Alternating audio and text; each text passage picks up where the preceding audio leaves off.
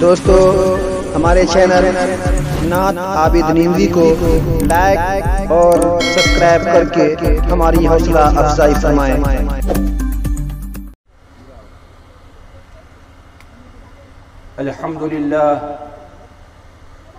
अल्हम्दुलिल्लाह नहमदुहु व नस्तईनुहु व नस्तगफिरुहु व नु'मिनु बिहि व नतवक्कलु अलैहि व नऊज़ु बिल्लाहि मिन शुरूरि अनफुसिना व मिन सय्यिआति अअमालिना मन यहदिहिल्लाहु फला मुज़िल्ल लहु व मन युज़लिलहु फला हादिय लहु व नशहदु अन ला इलाहा इल्लल्लाहु वहदहु ला शरीका लहु ونشهد أن سيدنا وسندنا ومولانا محمدا عبده ورسوله أما بعد قال الله تبارك وتعالى في القرآن المجيد والفرقان الحميد فأعوذ بالله من الشيطان الرجيم بسم الله الرحمن الرحيم اليوم أكملت لكم دينكم وأتممت عليكم نعمتي ورضيت لكم الإسلام دينا सदक़ल्लाहुल अज़ीम।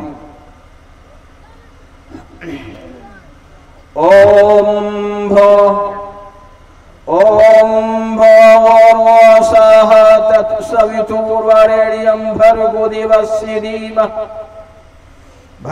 देवस्य धीमहि धियो न प्रचोदयात् एकोमेवाद्वितीयं वसुधैव कुटुम्बकम् न तस्य कस्यचित् पतिरस्तु लोके न चेसतानैव न तस्य लिंगम सकार नकार न धीपा धीपो न चास्य कस्यचित् जनिता न चा दीपा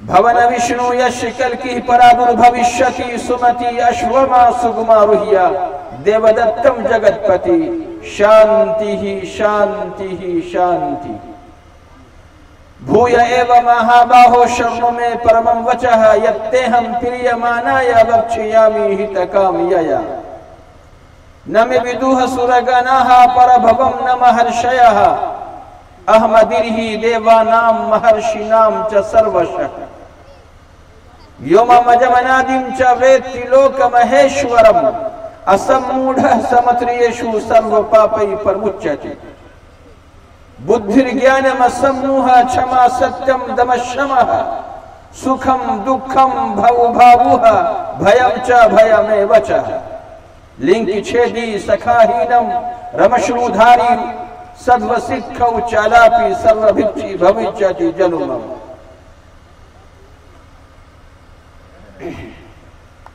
झूठ कपट की इस दुनिया में हम लोग जिस देश में जी रहे हैं और अभी इस देश का जो वातावरण है उसको सामने रखते हुए जरा इसे सुनेंगे।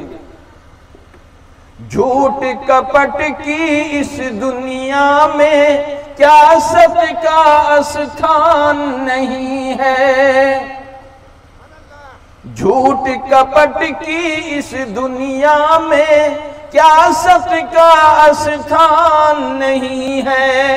मानवता खुद पूछ रही है, मानवता खुद पूछ रही है, क्या सचमुच भगवान नहीं है।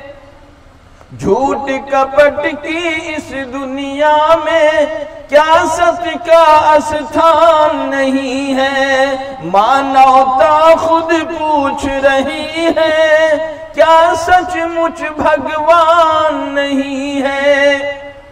आज का रावण मां सीता का, आज का रावण मां सीता का पग पग पर अपमान करे हैं। आज का रावण मां सीता का पग पग पर अपमान करे हैं। राम विश्वामित्र के बदले, राम विश्वामित्र के बदले राक्षस का सम्मान करे हैं। आज के कंस ने कृष्ण के दिल में, आज के कंस ने कृष्ण के दिल में पाप का खंजर घोंप दिया है। आज के कंस ने कृष्ण के दिल में पाप का खंजर घोंप दिया है। द्रौपदी ने दुर्योधन को अपना सब कुछ सौंप दिया है।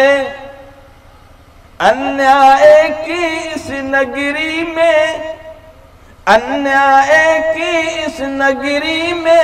न्याय केवल पुस्तक में छपा है। अन्याय की इस नगरी, ये राम की नगरी, कृष्ण की नगरी। और शायर कहता है अन्याय की इस नगरी में न्याय केवल पुस्तक में छपा है। निर्दोषी को सूली देकर दोषी नंगा नाच रहा है। भारतवासियों तुम ही बताओ अब यहाँ किसका राज रहा है। मेरे मोहतरम बुजुर्गों, दोस्तों, अजीज साथियों, स्टेज पर मौजूद उलमाए किराम,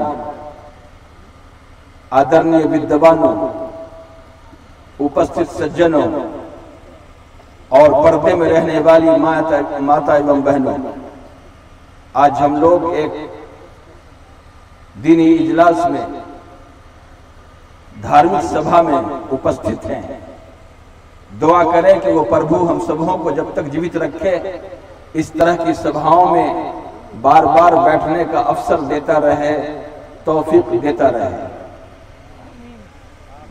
अभी आपके सामने कुरान पाक की सूरह माइदा की आयत नंबर 3 की तिलावत की। उसके बाद वेद से, गीता से, उपनिषद से, भागवत पुराण से, कल की पुराण से कुछ मंत्र और श्लोक पेश किया है। और मेरी ये कोशिश होगी कि आप हजरात के बीच लंबी गुफ्तगू तो नहीं करनी है, क्योंकि वक्त भी ज्यादा हो चला है और मुझे मालूम था कि ये प्रोग्राम सिर्फ 11 से 12 बजे तक चलने वाला था, यानी कि अभी हम खुद पौने 2 घंटा लेट पहुंचे।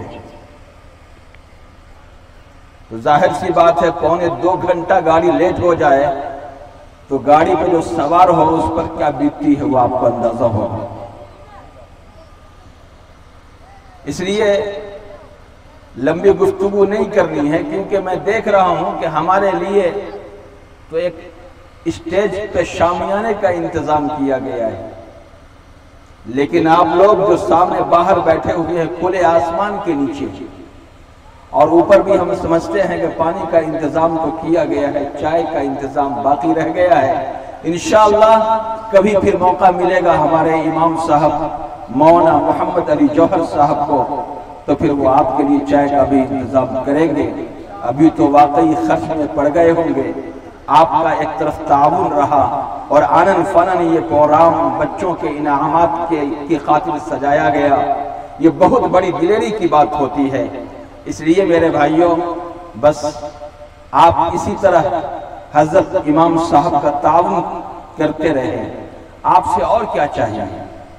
किसी मौलवी को, किसी इमाम को सिर्फ और सिर्फ बस इतनी सी बात चाहिए कि वो अगर कोई हमारी इस्लाह के लिए, हमारे फायदे के लिए, हमारे काम के लिए अगर वो अपील करते हैं तो फिर उस अपील पे अपने आप को खड़ा उतरना ये हमारी जिम्मेदारी होती है। ये बच्चे जिनकी तालीम हुई, जिनको शिक्षा दी गई, उनको इम्तिहान के दौर से गुजरना पड़ा और उसके बाद फिर उन्हें रिजल्ट मिला और फिर एक जलसा करवाकर कुरहा की बस्ती नहीं बल्कि साहेबपुर कमाल के एरिया से लोगों को बुलाकर उन्हें दावत दे करके, उन्हें न्योता दे करके आपके बीच उन्हें इनाम दिलवाया गया। कितनी बड़ी बात है। जिनके बच्चे नहीं पढ़ते होंगे, उनके दिल के अंदर भी ये ख्वाहिश जागी होगी कि मेरा भी बच्चा अगर आज पढ़ता तो फिर आज उसे भी इनामात से नवाजा जाता। चलिए, जो हजरात जिनके बच्चे पढ़ चुके हैं और पढ़ रहे हैं, अल्लाह ताला उनके लिए,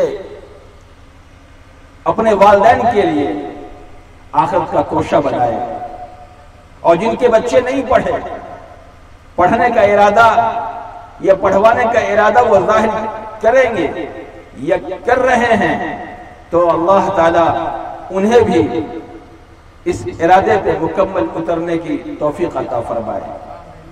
और फिर ये मदरसा, ये क्या है, एक शायर का एक शेर याद आता है, वाकई बहुत उम्दा शेर कहा है, सुना दो, सुनाता हूं।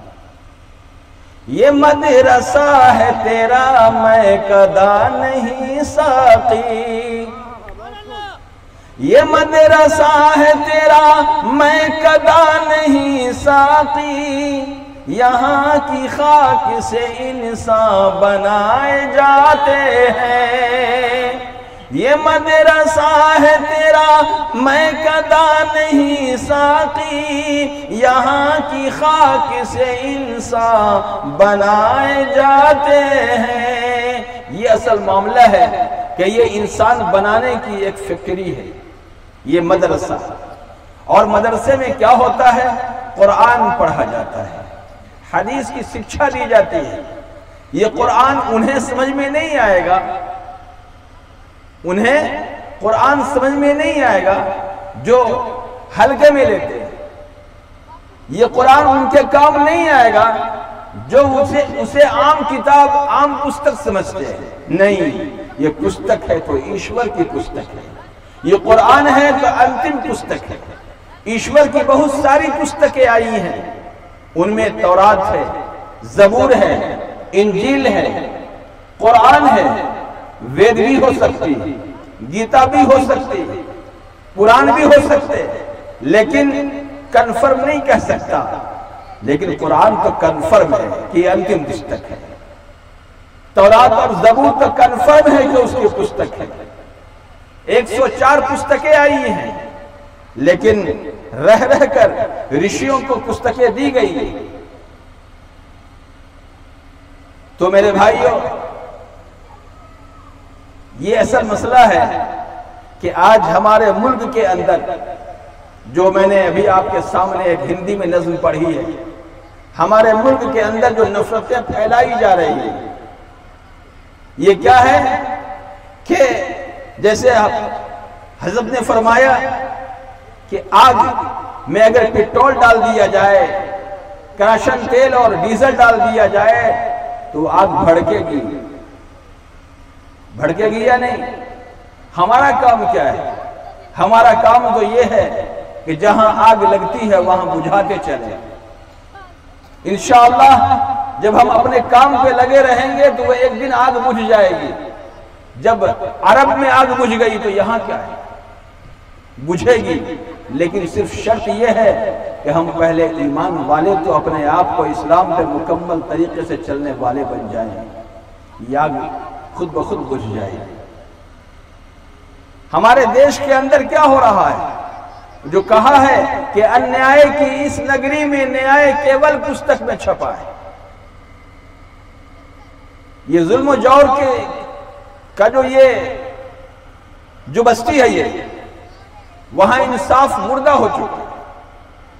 और क्या, निर्दोषी को सूली देकर दोषी नंगा नाच रहा है। आज हम वही देख रहे हैं, जो दोषी हैं वो खुलेआम वो घूम रहे हैं, जो निर्दोष हैं उन्हें फांसी पे लटकाया जा रहा है।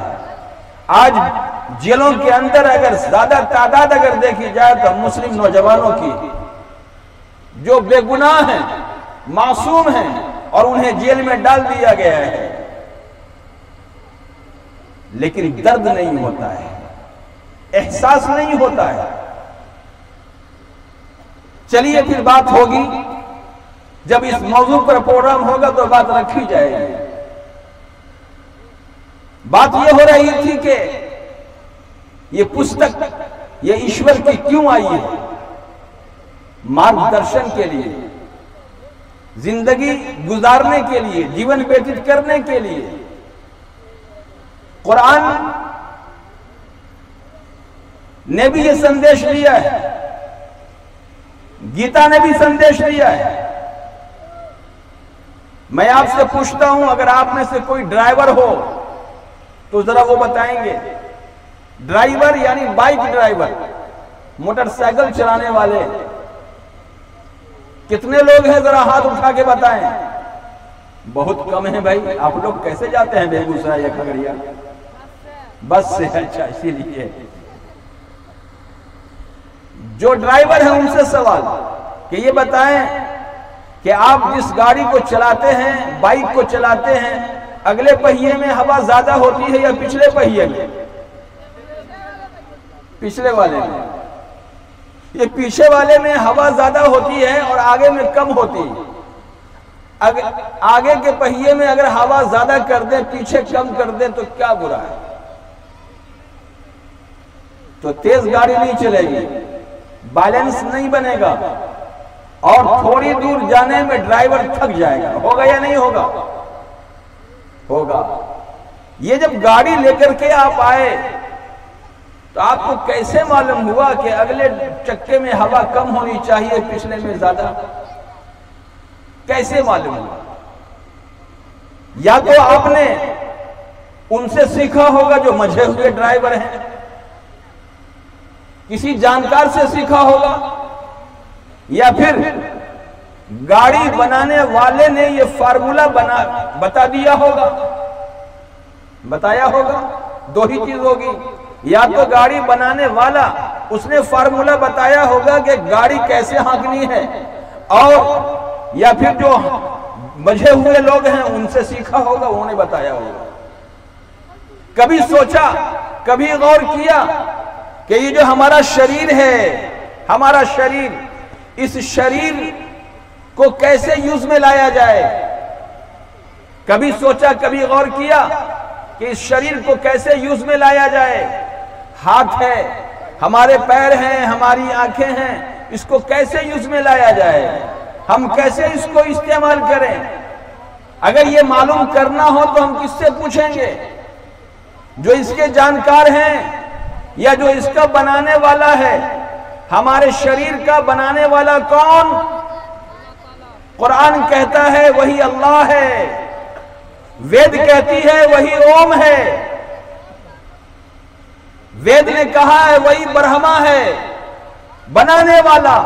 अब ये बताएं, हम अपने शरीर को यूज कैसे करें? ये हमें सरकार बताएगी या हमारा बनाने वाला ईश्वर बताएगा? बोलिए भाई। ईश्वर बताएगा। सरकारें ये नहीं बताती कि आप क्या खाओगे, आप क्या पहनोगे। सरकारें ये नहीं बताती आप कहां सोगे, कैसे सोगे, कैसे चलोगे। नहीं, ये तो बताता है बनाने वाला ईश्वर बताता है। इसीलिए गीता के अंदर आया है, गीता अध्याय नंबर 16 श्लोक नंबर 24, तस्मात् शास्त्रम परमानम ते कार्यकार व्यवस्थितो ज्ञात्वा शास्त्र विधानोक्तम कर्म कर्तुम इहर्हसि। कि कौन सा काम तुम्हारे करने योग्य है और कौन सा काम तुम्हारे छोड़ने योग्य है, कौन सा काम तुम्हें करना है, कौन सा काम नहीं करना है, उसके लिए शास्त्र ही प्रमाण है। और शास्त्र कितनी पुस्तकों का नाम है? लगता है कि आप लोग कान खोलकर तो सुन रहे हैं लेकिन आंख बंद है आपकी। जी, कितनी? जी, शास्त्र 5 पुस्तकों का नाम है, चारों वेद और गीता, ऋग्वेद, अथर्ववेद, यजुर्वेद, सामवेद और गीता। 5 पुस्तकें हैं। खुद सोचिए, अगर कोई मनुष्य सोचे कि नहीं हम तो बुद्धिमान हैं, हम बुद्धिहीन नहीं हैं, हमें अक्ल है, शऊर है, तो हमें कोई पुस्तक की क्या आवश्यकता है? आपको आवश्यकता है। गीता ने आगे ही कहा है, बल्कि पहले कह दिया है, अध्याय नंबर 16 श्लोक नंबर 23, यह शास्त्र विधि मुत्सृज वर्तते काम कारतः न सिद्धि मवाप्नोति न सुखम न पराम गति। कोई मनुष्य अपनी इच्छा से शास्त्र के नियमों को त्याग कर छोड़कर जीवन व्यतीत करना चाहे तो न सिद्धि मवाप्नोति, वो सीधे मार्ग को नहीं पा सकता, न सुखम, वो सुख और चैन भी नहीं पा सकता, न पराम गति, और वो स्वर्ग का अधिकारी भी नहीं हो सकता। तो मालूम हुआ कि इस शरीर का बनाने वाला उसने जो हमारे लिए पुस्तकें उतारी हैं वो हमारे काम की हैं, हमें उसी को आधार बनाकर चलना होगा, अपनी मर्जी नहीं चलानी होगी। कोई सरकार अगर अपनी मर्जी चला रही है और उससे कोई चल रहा है तो न सिद्धि मवाप्नोति, तो वो सीधे मार्ग को नहीं पा सकता, न सुखम, वो सुख चैन को भी नहीं पा सकता, न पराम गतिम, और वो स्वर्ग का अधिकारी भी नहीं हो सकता। अब आप किसे मानेंगे, धार्मिक पुस्तक को या सरकार के अनुसार चलेंगे?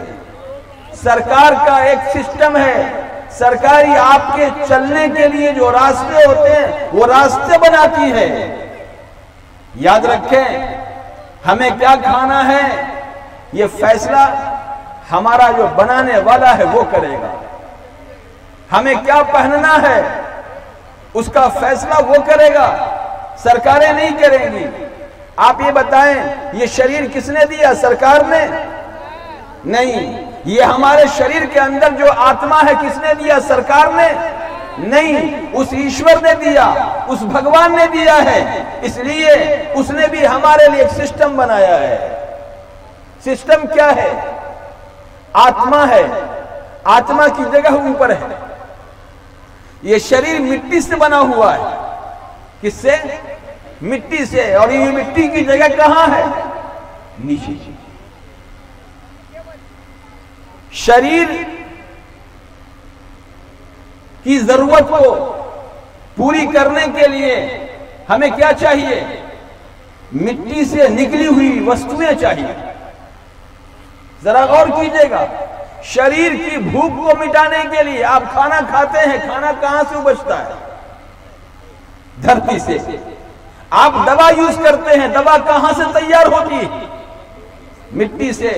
आप कपड़े पहनते हैं, ये कपड़े कहां से तैयार होते हैं? मिट्टी से। ये रुई है, ये कहां से तैयार होते? वो ये कपड़े रुई से, धागे रुई से, और ये रुई कहां से? पेड़ पौधों से। हम शहद खाते हैं, मध खाते हैं, ये तो छत्ता ऊपर पेड़ में लगता है, लेकिन उसके अंदर जो मवाद जाता है, जो मटेरियल जाता है, वो कहां से आता है? वो भी तो फूलों से है। वो फूल कहां से है? तो मिट्टी से, पेड़ पौधे से है। तो मालूम हुआ कि हम जो कुछ यूज करते, हमारी माँ बहनें गहना यूज करती, गहना पहनती हैं शरीर में, या आत्मा को पहनाती हैं, शरीर को पहनाती हैं। ये गहना कहां से आता है? सब कुछ नीचे से ही है। तो इंसान मिट्टी का बना है, उसकी भूख को मिटाने के लिए और उसको आरास्ता करने के लिए नीचे से निकलने वाले मादे की जरूरत होती है, आवश्यकता होती है। मटेरियल नीचे से है। ऐसे ही जब हम बीमार पड़ते हैं तो चाहे कोई भी दवा हो, एलोपैथ हो, होम्योपैथ हो, आयुर्वेदिक हो, कोई भी दवा हो, आपको नीचे से ही तैयार हो, आसमान से नहीं टूट पड़ती। लेकिन अगर आत्मा बीमार हो जाए तो देखा होगा, जब किसी को फीवर आता है तो उसको पुलाव भी अगर दीजिए खाने के लिए, और वो जो कहते हैं चना का हलवा भी दीजिए, तो उसको अच्छा लगेगा? नहीं लगेगा। क्यों? फीका फीका सा लगेगा। क्यों? उसको फीवर आया हुआ है, वो बीमार है, उसे अच्छा खाना भी बदमजा लगने लगा है। ऐसे ही जब हमारी आत्मा बीमार पड़ती है, जब हमारी रूह बीमार पड़ती है, तो अच्छी बातें हमें बुरी लगने लगती हैं, अच्छी बातें हमें बुरी लगने लगती हैं। और यहां तो मत पूछिए, आत्मा तो हम लोगों की आत्मा का क्या हाल है, नेताओं से पूछिए कि उनकी आत्मा का क्या हाल है।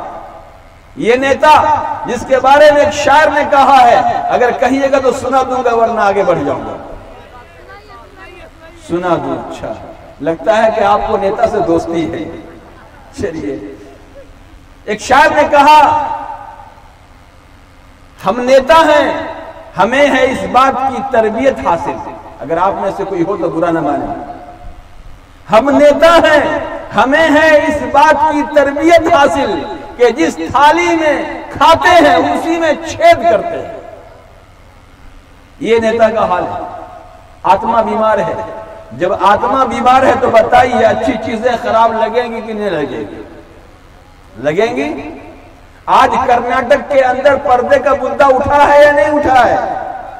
क्यों? इसलिए कि उन नेताओं की आत्माएं बीमार पड़ गई है। और हाई कोर्ट मत पूछिए, हाई कोर्ट जिसके बारे में खुद जजों को सोचना चाहिए था कि ये जज एक ऊंचा पोस्ट होता है, मजिस्ट्रेट है वो, लोग उसको इज्जत की निगाह से देखते हैं। लेकिन हाल ये है कि अगर बाप बेटे के सामने गलत हरकत करने लगे तो क्या बाप की इज्जत करेगा? नहीं, ये खुद अपमानित हो रहे हैं। खुद सोचने की बात है। उस कुर्सी पर जहां इंसाफ मिलना चाहिए वहां इंसाफ नहीं मिल पा रहा है। गलती किसकी? गलती ऐसे नेताओं की जो भ्रष्ट हो चुके हैं।